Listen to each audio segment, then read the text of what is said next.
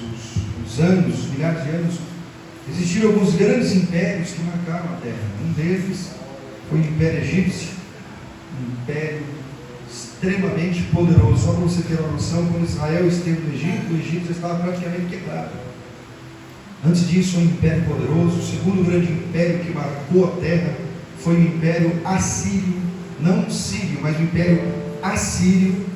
Mas esse império caiu sob o poder da Babilônia. E o grande Império Babilônico dominou o mundo e diz-nos a palavra de Deus de uma maneira tão extraordinária que neste período o rei de Judá foi levado cativo para a Babilônia. E entre os muitos cativos, Israel foi levado em 3 levas para a Babilônia. E uma dessas levas, um jovem chamado Daniel foi para lá. E diz-nos a palavra de Deus, a Bíblia vai nos informar de uma maneira tão tremenda, que esse homem foi tão usado por Deus naquele ambiente, foi tão usado, tão possuído pelo Espírito Santo de Deus, que ele esteve durante a vigência de alguns reis ali na Babilônia. Nessa noite eu quero focar a mensagem no sonho que um desses reis tiveram. Um homem chamado Nabucodonosor. Pelo menos 2 pessoas tiveram esse nome na Bíblia. O primeiro, mais ou menos em 1000 a.C. Mas esse aqui, mais ou menos aí, meus irmãos, fugiu aqui, mas mais ou menos aí, uns 586, mais ou menos 586, 596 anos aí antes de Cristo, esse Nabucodonosor governou. E nesse período de Judá estava lá. E diz na Bíblia que esse rei ele teve um sonho. Que sonho que ele teve? Ele teve um sonho de uma grande estátua. Só que interessante é que ele teve esse sonho, mas ele não lembrava do sonho. E dentro da cultura babilônica, quando alguém tinha um sonho e ele não se lembrava do sonho, ele ficava muito preocupado, porque era uma espécie de presságio.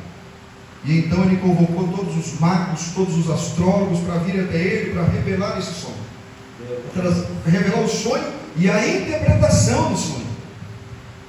E a palavra de Deus ela vai nos informar no livro de Daniel que alguns magos chegaram no Nabucodonosor e disseram: rei, conta para nós o sonho e te daremos a interpretação. E ele disse: não, vocês estão tentando me persuadir. Aí eu conto o sonho, mesmo porque eu nem sei, não lembro do sonho, mas vocês estão tentando me persuadir. Que se eu contar o sonho para vocês vão dar a interpretação falsa. Mas eu quero que vocês contem para mim o sonho e a interpretação. E vocês têm alguns dias específicos, senão todos vocês irão morrer.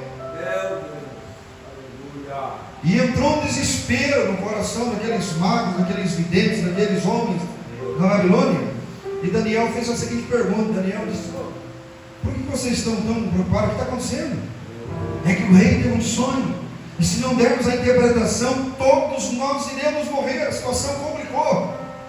Daniel então diz para aquele chefe: vá até o rei e diga a ele que me dê alguns dias, e eu darei a interpretação do sonho. E Daniel fez algo que nós precisamos fazer. Ele chamou Misael, Ananias e Azarias, chamou Sadraque, Mesaque e Abednego perto dele e disse: olha, vamos orar para que o Deus dos céus nos dê a interpretação desse sonho. E Daniel então se pôs em oração, e Deus deu o sonho para Daniel e deu a interpretação. E Daniel louvou o Senhor dizendo: ele revela o profundo e o escondido, conhece o que está em trevas, e com ele mora a luz. Agora veja, meus irmãos, que esse sonho, Nabucodonosor ficou muito impressionado com o que ele viu em seu sonho, conforme o versículo 1, capítulo 2. Ele manda chamar os magos, eles não resolvem o problema, mas o homem de Deus estava ali, o problema agora vai ser resolvido. Deus mostrou para Daniel que o rei sonhou com uma grande estátua. Daniel diz: olha, esse sonhou com uma grande estátua, essa estátua extremamente gigante, uma estátua poderosa. Mas rei, você está tendo um privilégio. E sabe qual é o privilégio? É que Deus está te mostrando, rei, o que vai acontecer no teu tempo e depois de ti. Em outras palavras, Daniel está dizendo basicamente para Nabucodonosor: o Deus que começou a história é o Deus que vai terminá-la. Em outras palavras, estava dizendo para Nabucodonosor: Deus não perdeu o controle da situação. O homem pensa que manda, que faz, que acontece. Deus está te mostrando, ó Nabucodonosor, que é Ele que comanda todas essas coisas. Agora, veja que coisa impressionante. Essa estátua que Deus mostrou para Nabucodonosor e deu interpretação a Daniel representa o governo humano sobre a terra, e que vai se fragilizar e será totalmente destruído e substituído pelo poder de Cristo, que é representado no final dessa visão, porque Nabucodonosor viu essa grande estátua e ele prestou atenção que uma pedra foi lançada sem auxílio de mão e atingiu os pés da estátua, e a estátua caiu, virou montura, e aquela pedra encheu toda a terra. Aleluia! Glória!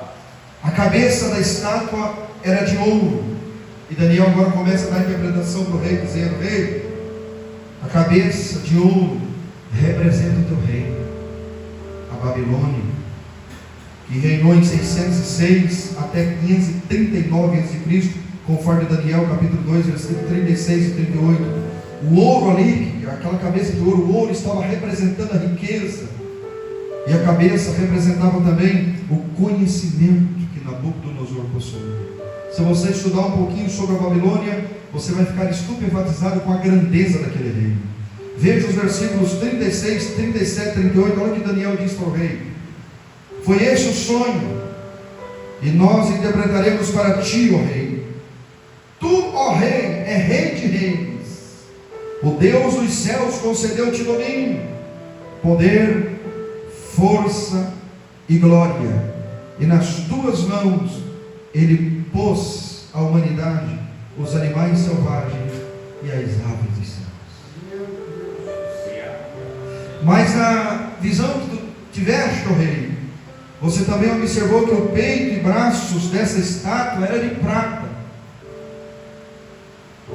E sabe qual é a interpretação para você, rei?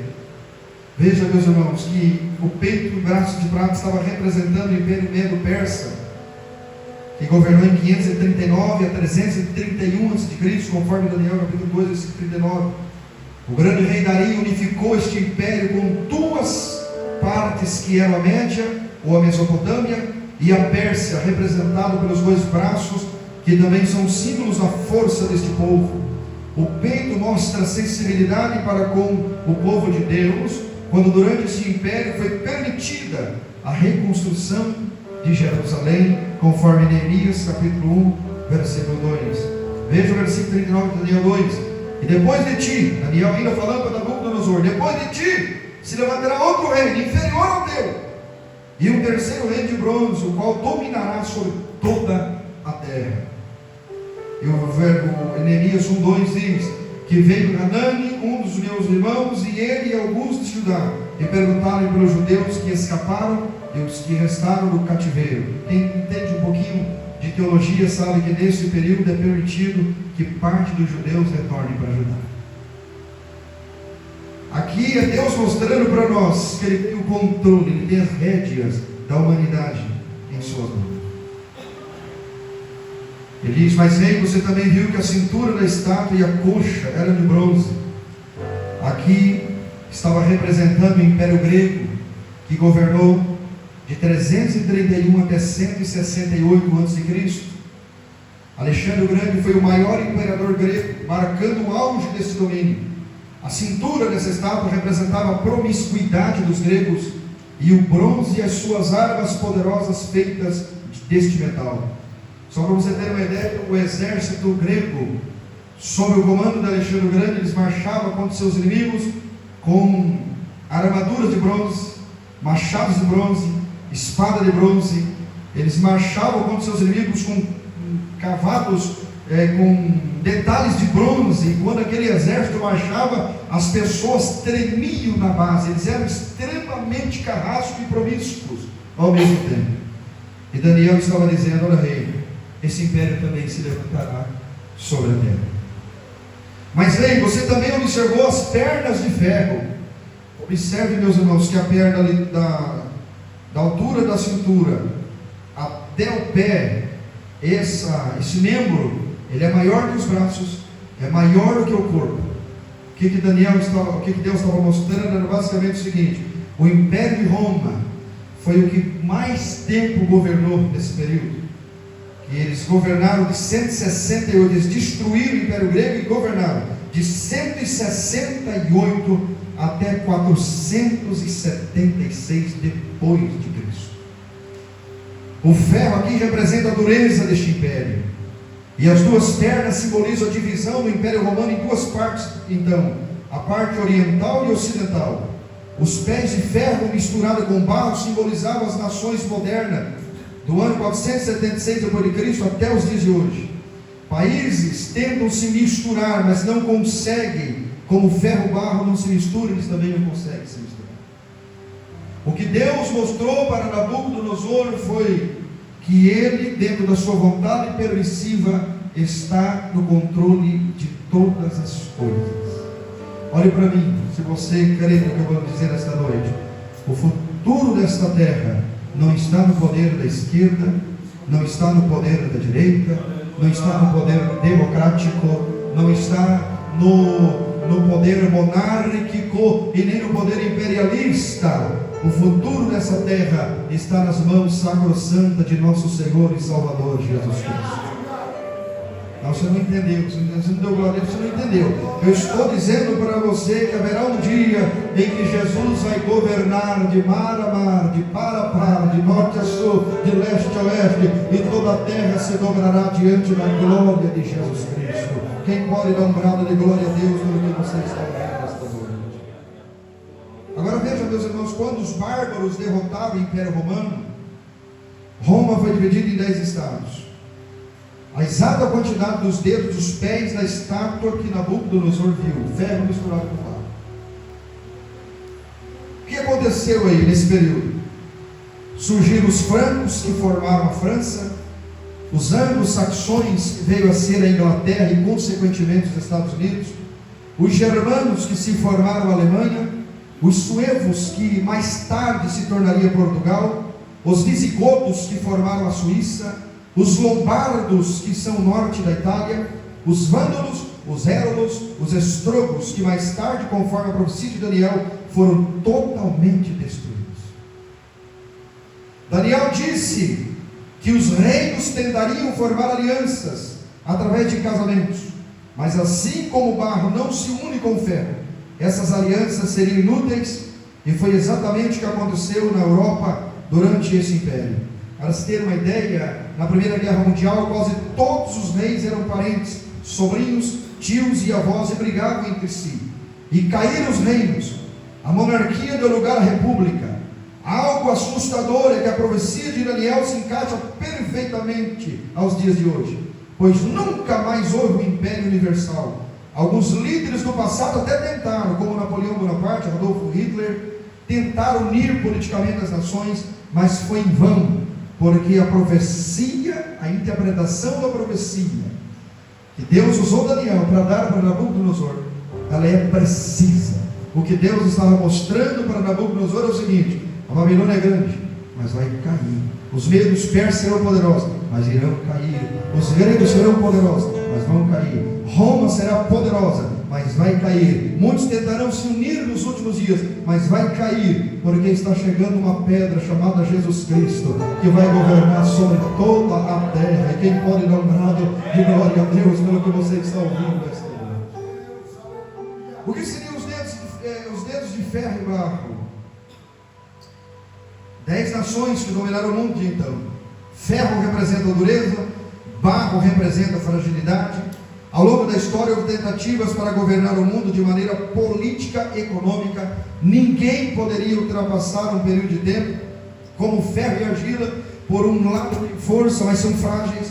Alguns exemplos, só para você ter uma ideia desse ferro e barro que representa ali os pés e os dedos da estátua. Alguns exemplos aqui, meus irmãos, de nações que dominaram o mundo por um período da história são Itália, Suíça, Portugal, Espanha, Reino Unido, França, Alemanha, Rússia, Japão, Estados Unidos. A ONU, a Organização Mundial das Nações Unidas, tem tentado unir os países, e mesmo assim não consegue acabar com as guerras, porque está na palavra de Deus: ferro e barro não se misturam. Quem disse que ferro e barro não se misturam não sou eu, quem disse foi Jesus. Agora eu tenho uma notícia boa para não atrasar este culto, uma notícia maravilhosa para você: reinos vieram e reinos foram embora. Reinos se levantaram contra Deus e estão esquecidos no pó do tempo. Ossos de imperadores estão destruídos, viraram pó. Mas cumpre-se o que Jesus disse: passarão os céus e a terra, mas as minhas palavras não hão de passar. Eu gostaria, com todo amor e carinho, que você segurasse a mão desse crente perto de você. Aperte a mão dele, aperte forte, e olhe nos olhos dessa pessoa e diga: está chegando a hora. Diga com força profética: está chegando a hora em que Jesus virá para governar. Quem pode encher essa casa de glória a Deus, se você puder, quando você. Daniel, ele diz: e você, rei, quando estava olhando essa estátua tremenda, e você observou que uma pedra veio a ser lançada sem auxílio de mão, e essa pedra atingiu os pés da estátua, derrubando-a.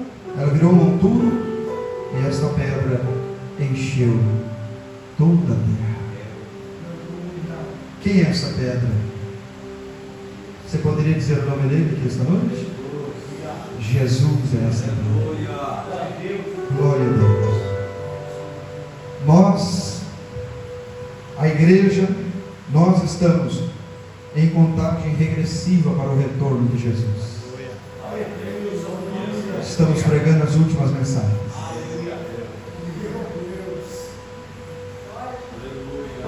Estamos enfrentando as últimas tribulações terrenas. Estamos derramando as últimas lágrimas nos pés do Senhor. Daqui a pouquinho o nosso pranto se transformará em alegria. A tristeza se tornará em felicidade. As angústias serão transformadas em vitória, porque o nosso Jesus já vem aí para buscar a sua igreja. A vinda de Jesus, irmãos, é algo que deveria ser ensinado no café da manhã.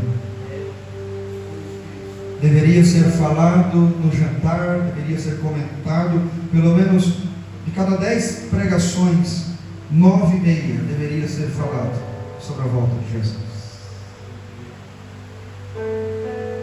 Babilônia caiu, Mede-Persas caíram, os gregos caíram, Roma caiu, está aí agora os reinos.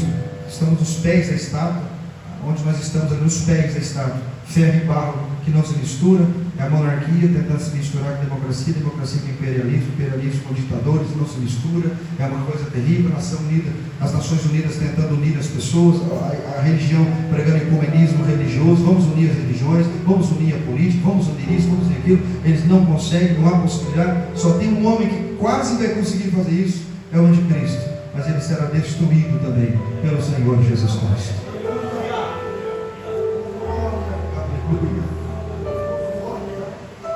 Estou falando algo para você que eu gostaria de ter colocado aqui, a estar e falar detalhadamente sobre cada uma delas, mas é só caráter de conhecimento, a grosso modo, para você entender um pouquinho o que Jesus tem. Antes dessa pedra encher toda a terra e Jesus vir governar no reino milenar aqui, que o milênio não é simbólico, o milênio é literal. Jesus governará nessa terra por 1000 anos.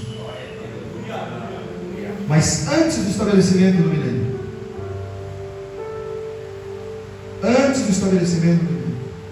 a igreja de Jesus será arrebatada.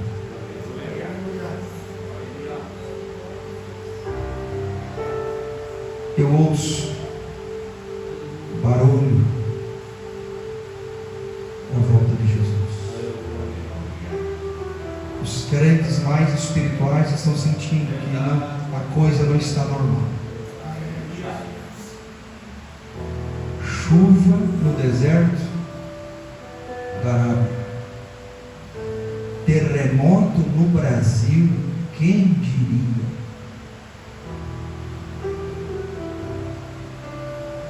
Mornidão espiritual, quem diria?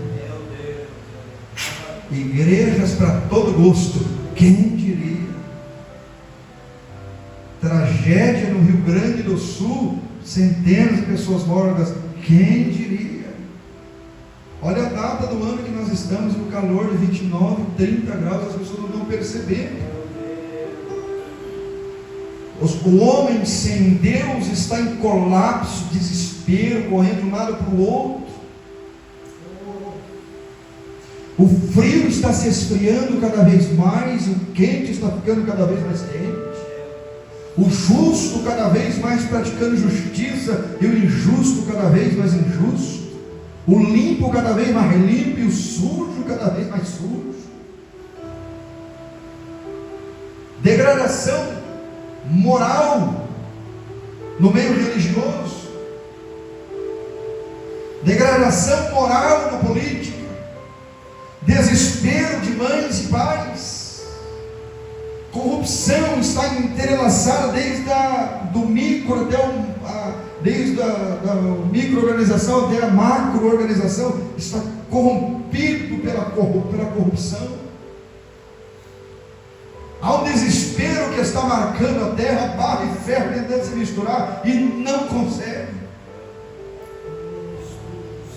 Cristãos que não acreditam mais na volta de Jesus, porque se crescem na volta de Jesus não viveriam a vida como tem vivido.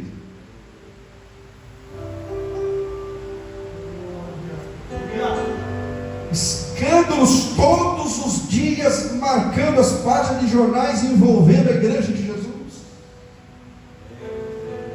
Falsas profecias, profetas do Pix na internet,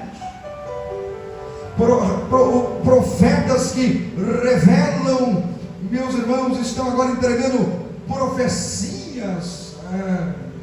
Eu vou falar, Jesus, estão entregando profecias, vestidinho de sunga, entregando profecia para as pessoas.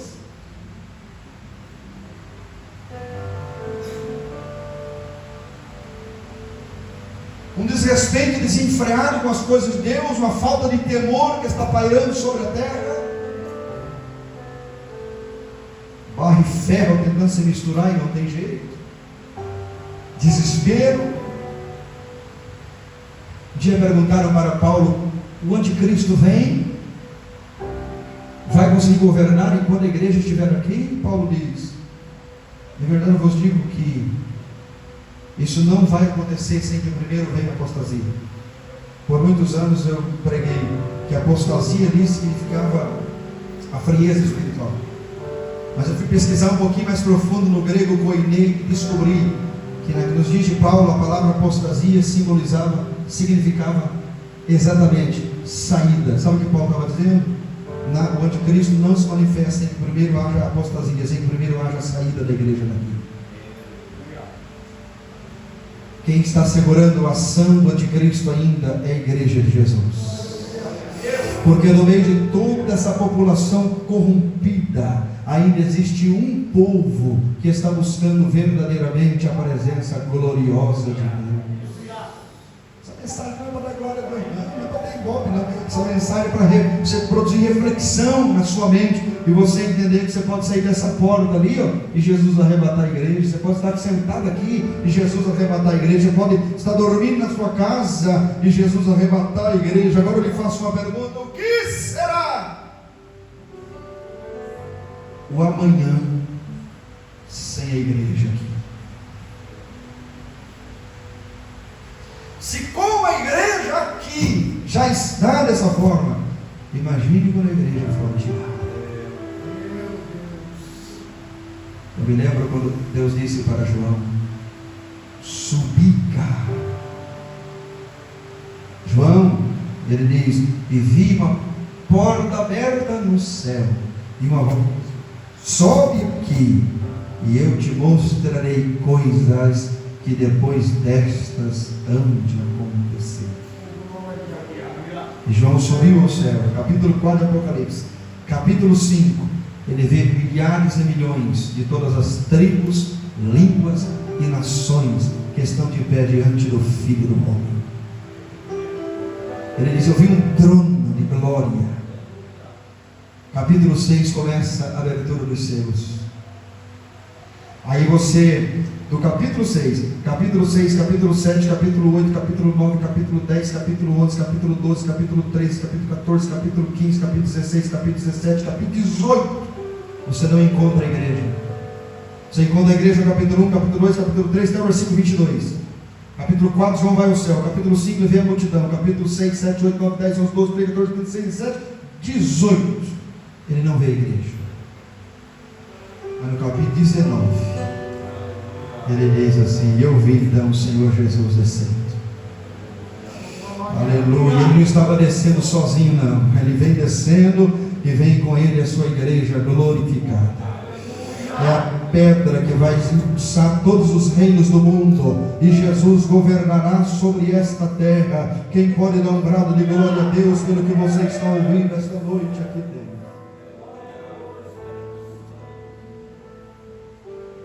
O arrebatamento e a segunda vinda de Cristo são frequentemente confundidos. É difícil determinar quando a Bíblia está referindo ao arrebatamento ou à segunda vinda.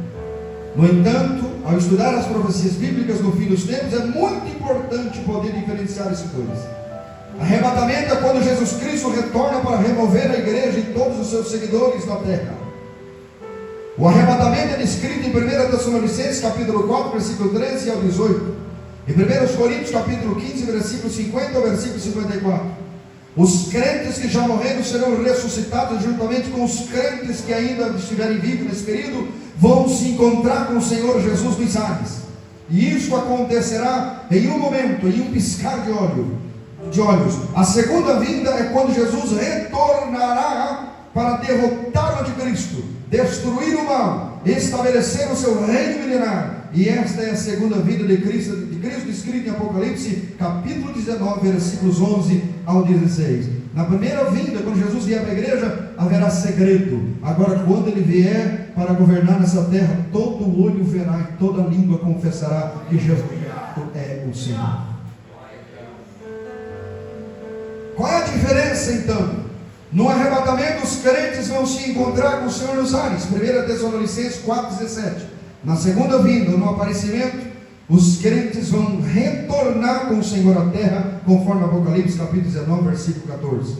A segunda vinda ocorre depois do grande e terrível período da grande tribulação, conforme Apocalipse capítulo 6, versículo 19. O arrebatamento ocorre antes da tribulação, conforme 1 Tessalonicenses capítulo 5, versículo 9, e Apocalipse capítulo 3, versículo 10. O arrebatamento é a remoção dos crentes da terra, como um ato de libertação. 1 Tessalonicenses 4, 13 e 17 e 1 Tessalonicenses capítulo 5, versículo 9. A segunda vinda inclui a remoção dos incrédulos como um ato de julgamento de Deus, conforme Mateus 24, 40 e 41. O arrebatamento vai ser para a igreja e será instantâneo. 1 Coríntios capítulo 15, versículo 50 e 54. A segunda vinda vai ser visível e todas as pessoas verão, conforme Apocalipse capítulo 1, versículo 7 e Mateus capítulo 24, versículo 29 e 30. A segunda vinda de Cristo não vai ocorrer até depois de certos eventos, fim dos tempos acontecerem. 2 Tessalonicenses 2,4, Mateus 24, 15 a 30, Apocalipse capítulo 6, versículo 18. O arrebatamento é eminente e pode acontecer aqui esta noite. Tito capítulo 2, versículo 13, 1 Tessalonicenses capítulo 4, versículo 13 e 18, 1 Coríntios capítulo 15, versículo 50 ao 54. Agora, por que é importante manter o arrebatamento? Distinguir isso aqui, porque o arrebatamento, meus irmãos, parece ser, o arrebatamento e a vinda de Jesus em glória parece ser a mesma coisa, mas não é. Jesus primeiro vai arrebatar você que está sentado aqui. Não, você não entendeu nada. Jesus vai te arrebatar em breve. Quem pode dar glória a Deus com isso? E o que acontecerá conosco pós-arrebatamento? Seremos arrebatados. E adentraremos o tribunal de Cristo para sermos galardoados por Jesus, por aquilo que nós temos feito para Ele na terra. E depois que nós estivermos galardoados, participaremos das bodas do Cordeiro na glória celestial. E na terra, quem ficou na terra? Ai, ai, ai, ai, ai, ai, ai. Você acha que está calor hoje? Fica aqui depois. Não suba no arrebatamento, que você vai ver o que é calor. O sol vai aquecer 7 vezes mais e a lua vai aquecer como o sol do meio-dia.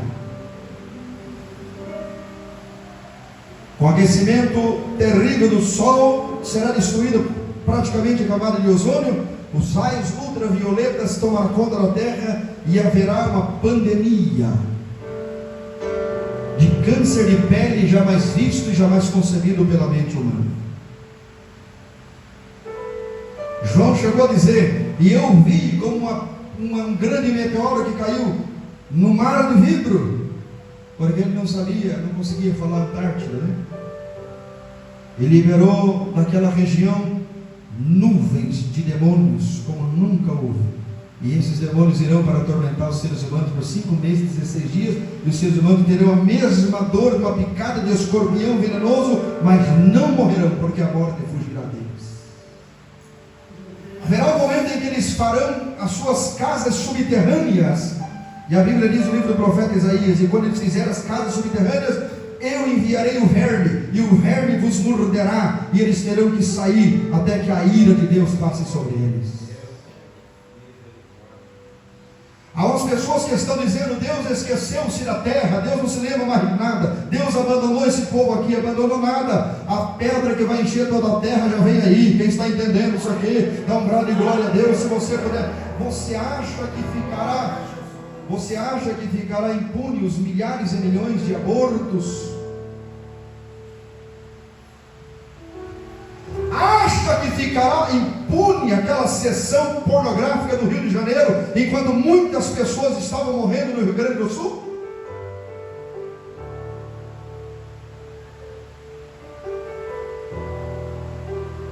Acha que ficará impune essas brincadeiras com línguas estranhas e profecias e profetadas na internet? Você acha que isso vai ficar impune?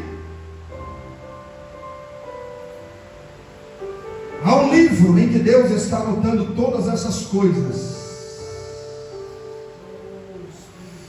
Aleluia. A grande tribulação será o juízo de Deus sobre a terra. Mas enquanto isso estiver acontecendo, o comercial que está no livro do profeta Isaías, a igreja estará em quartos eternos até que se faça a ira de Deus sobre a terra. Enquanto tudo isso estiver acontecendo aqui, você e eu estaremos na glória celestial, adorando e servindo ao Senhor, que fez os céus e a terra, e quem pode dar glória a Deus pelo que você está ouvindo aqui esta noite.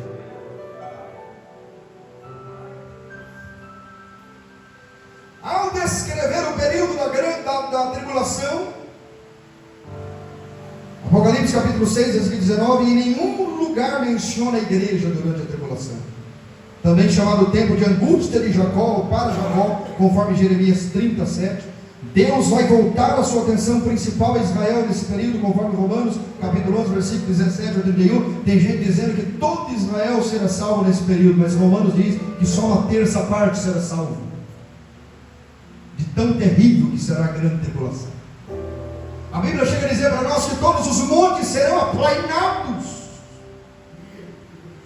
Isaías chegou a dizer, Isaías disse, olha, por que cambaleia a terra como um bêbado? Ele está falando sobre a grande tribulação. Ele está falando de um terremoto mundial, em que todos os montes serão aplainados pelo poder desse Deus que nós estamos servindo aqui esta noite.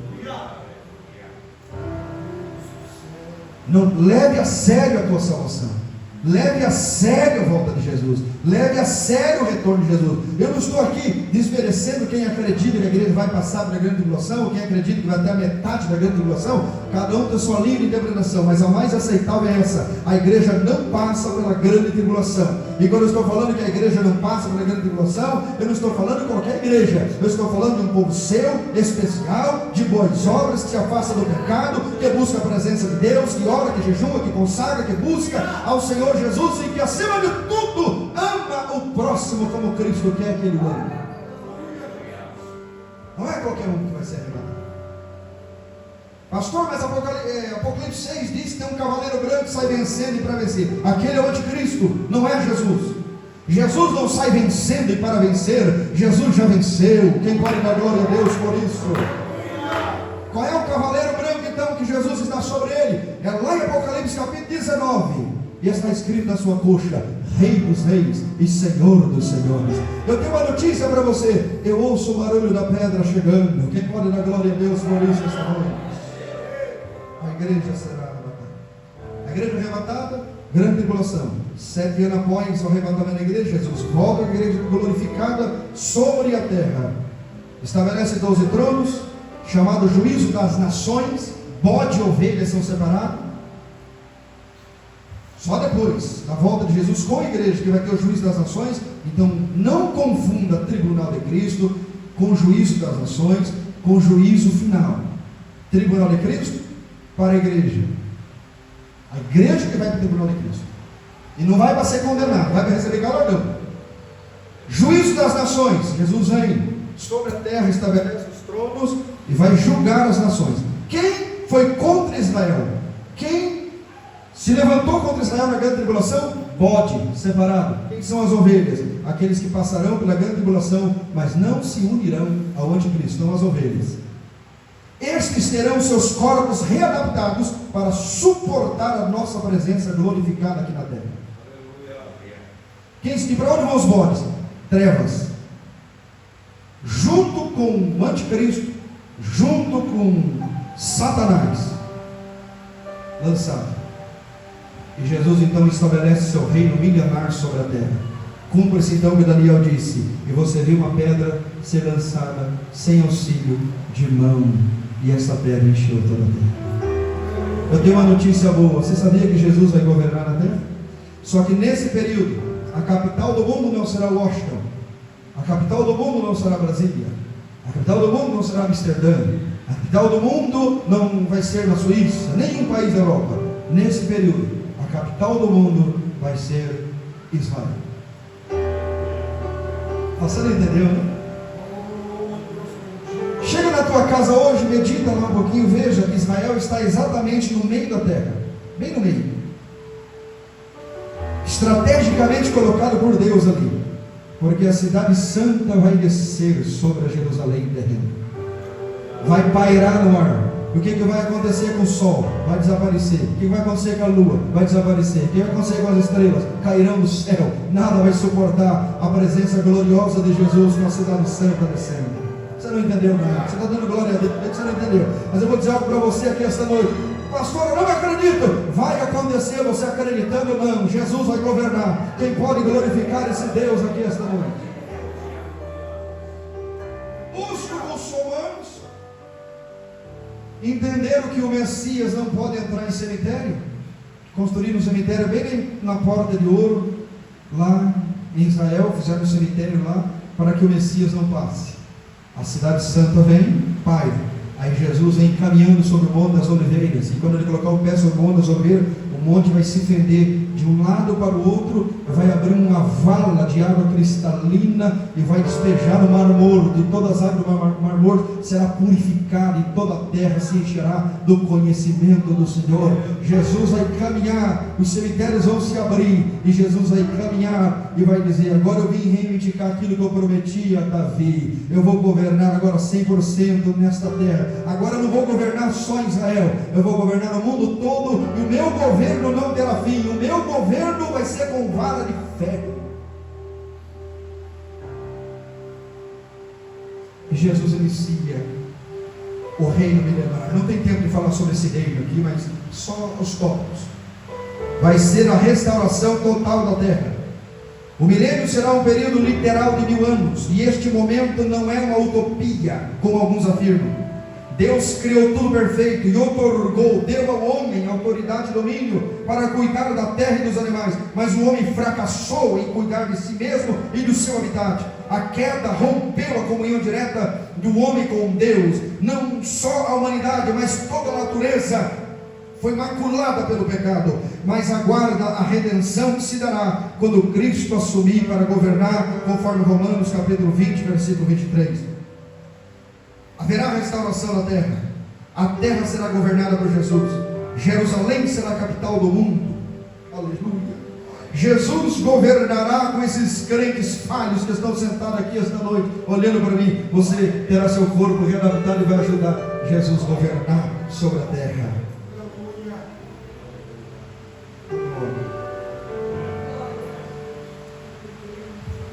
O leão voltará a comer palha, capim. Os animais bravos serão mansos. Naquele dia, milênio, uma criança colocará a mão no ninho da cobra, e a cobra não picará a criança, porque não terá mais veneno, não terá mais ira, ímpeto de ira. Os animais ficaram violentos, pastor Eduardo, por causa do pecado. Mas no milênio de Cristo os animais serão dóceis. Quando Jesus vier em glória, o anticristo vai ter cercado Israel com 200 milhões de soldados. Israel vai estar encurralado, não haverá saída. E Jesus descerá e vai cumprir o Salmo de número 121. Tem gente que acha que o Salmo 121 é para ler em culto de família, também. Mas o Salmo 121 é escatológico. Eleva os meus olhos para os montes. Ele vai ver, ele está vendo Israel cercado em todos os montes, 200 milhões de soldados. E ele diz: de onde ele virá o socorro?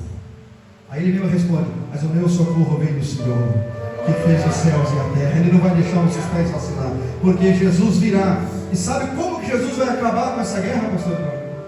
O anticristo, 200 milhões de soldados cercando Israel. Sabe como Jesus vai acabar com a guerra? Vai ser uma batalha terrível, pastor. Vai ser terrível a batalha. Jesus vai parar e só vai fazer assim,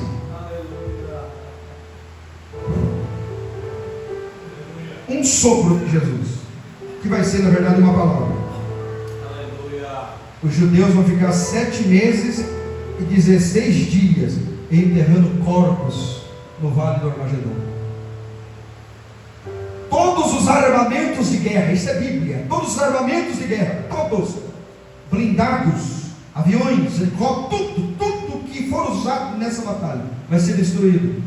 E tudo será transformado em máquinas agrícolas.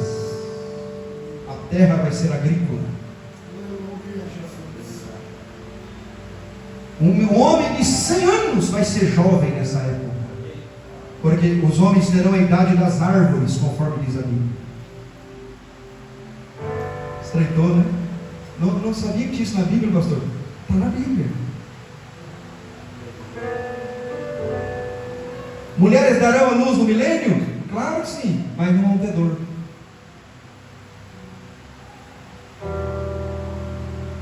Carro de uva para 4 homens carregar. Nesse período, preste atenção, dobra atenção para encerrar. Nesse período, de ano em ano, todas as nações da terra terão que subir a Jerusalém para adorar Jesus. Vamos imaginar que nesse período alguém no Brasil resolva não ir, né?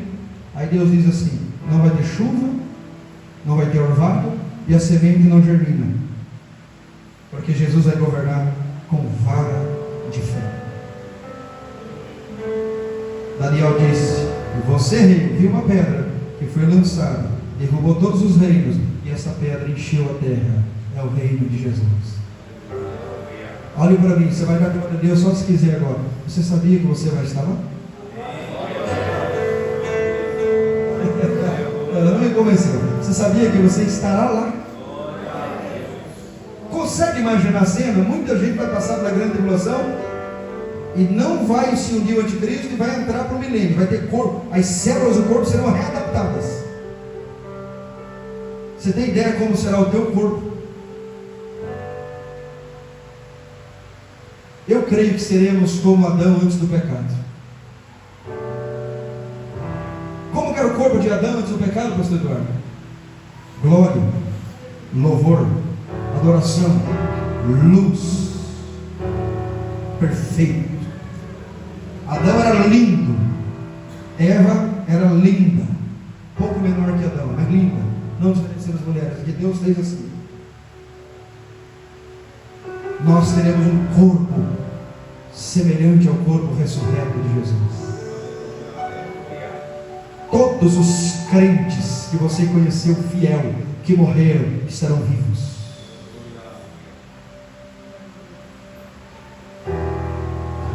cidade santa, ela tem 2.200 quilômetros assim, 2.200 quilômetros assim, 2.200 quilômetros assim, 2.200 quilômetros assim e 2.200 quilômetros para cima.